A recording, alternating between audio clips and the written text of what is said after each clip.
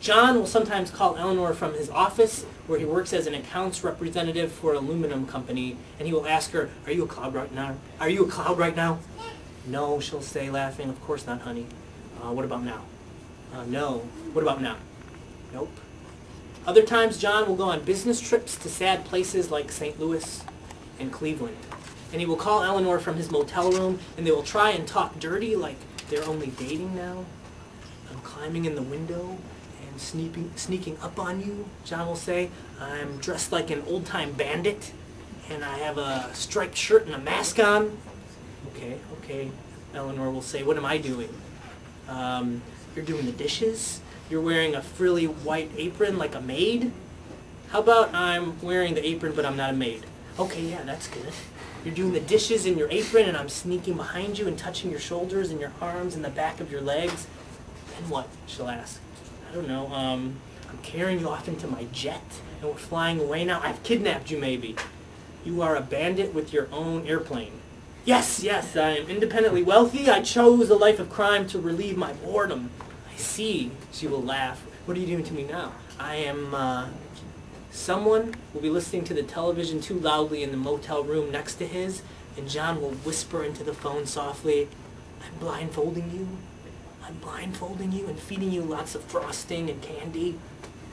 There will be a pause where John will be unsure if his wife has hung up or is still listening, and after some time he will whisper, "Are you a cloud now?" And then there will be silence. There will only be the sound of air, which is no sound at all, which means yes, she is a cloud now. And John will imagine kissing his wife right then, and he knows he will be unable to, so instead he will kiss the phone, and it will be the closest he can get to the actual thing, the kissing of his wife, and then he will say goodnight and place the receiver back in the small plastic cradle before closing his eyes and going to sleep. Together, the couple finds a weather/relationship specialist in the phone book and makes an appointment to go see him. He has glassy blue eyes and a white beard and holds Eleanor's hand. He has many charts and maps and graphs marking cold and warm fronts overlaid with sketches from an anatomy book. He blows his nose with a white handkerchief and asks the couple very personal questions like, "How frequently do you masturbate?" and "Do you still find your mate sexually attractive?" John holds his hands over his eyes when he answers, feeling the heat of his embarrassment growing along his eyelids. When, towards the end of the first session, the specialist asks Eleanor her favorite shape when she's a cloud, she responds, "I just like being a general kind of cloud the best." The old man nods and sets down his pen as if he's found the answer to something. He asks for a check for $75 and tells the couple to come back next week. They do not. They go to the movies instead. During the film, John boldly reaches for Eleanor's bare leg, kissing her with wild abandon, until suddenly she is an enormous black cloud, her gold earrings now strips of zigzag lightning. An usher sees the cloud and shines his flashlight at it, and John imagines the lightning flashing back as her smiling. At work, John finds himself searching the internet for clues, hints, suggestions, stories of similar weather-related problems happening to other normal red-blooded men, but no, there's nothing.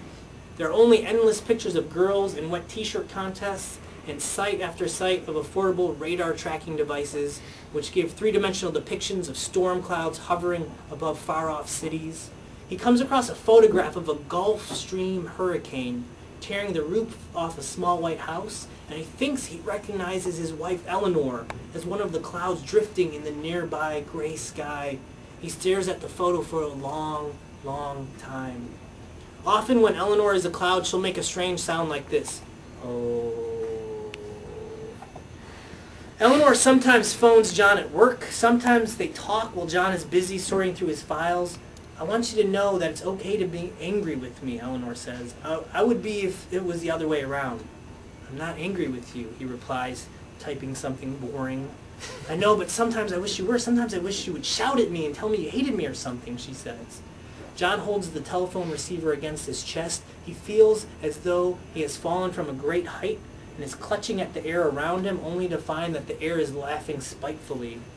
He stands up and watches the zipping rattle of the office around him and begins shouting, "I can't fucking stand this anymore! I can't fucking stand this!" He holds the phone above his head and howls, and then places it against his ear and says, "Eleanor," breathing heavily. "Yes," she whispers. I'm sorry I yelled like that. Do you feel better, she asks. Yes, he says, I guess I do. Well then good, I'll see you when you get home, she says. Okay.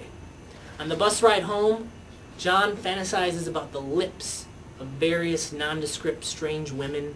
He imagines what he would do with a pair of hot lips if given a chance. He stares across the aisle, and a question forms from nothing in the vessel of his mind. Would I still love my wife so badly if she wasn't so impossible to claim? Would I still want her if I could have her whenever I wanted? He does not know. He isn't sure. He does not think so suddenly, but maybe kissing her might be worth all the boredom in the world as well. When Jonathan arrives home from work, he finds Eleanor has become a large, sparkling building. She is as tall as a skyscraper and is made entirely of a strange, silvery material, a cloud both precious and transparent. The building is standing in the yard, rising high and mighty into the infinity of the evening sky, like a futuristic needle. Great, he says, looking up. This is just great. He finds the entrance to the large cloud building, spins in through the revolving door, takes an elevator up to the highest floor, and stands staring out at the stars glowing above the rest of the world. The horizon is so big and dark and sad that John can barely lift his head. In the silence of that very great height, he can hear the echo of his own breathing. Eleanor, he asks, and then leans against the silver cloud railing. Somehow, he knows his wife is listening. He looses his tie, taps once on the railing, and says, "It looks like you had a bad day." That's it. Thank you.